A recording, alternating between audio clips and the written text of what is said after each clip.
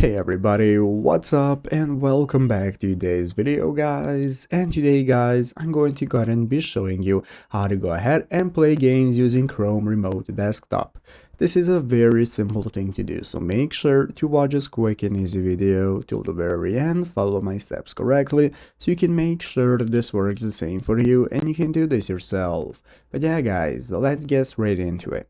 So the first thing we want to do is to go ahead and open up the official Chrome Remote Desktop right here, remotedesktop.google.com if you have not already, and it's going to open up this main page. From this home page, we are going to go ahead and see two buttons: the Access My Computer option that's going to enable us to securely access our computer whenever we are away, or the Share My Screen option that's going to enable you to share your screen to collaborate in real time.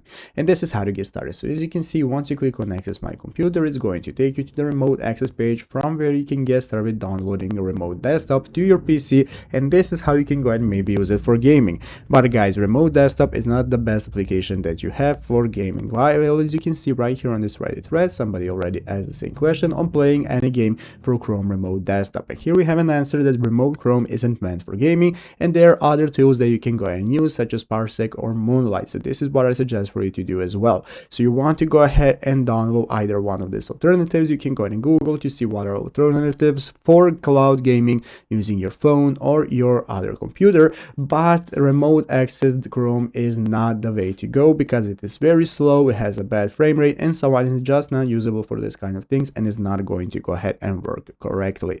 So I hope this video was helpful. If it was, make sure to leave a like, subscribe to the channel. Thanks for watching, take care, and bye.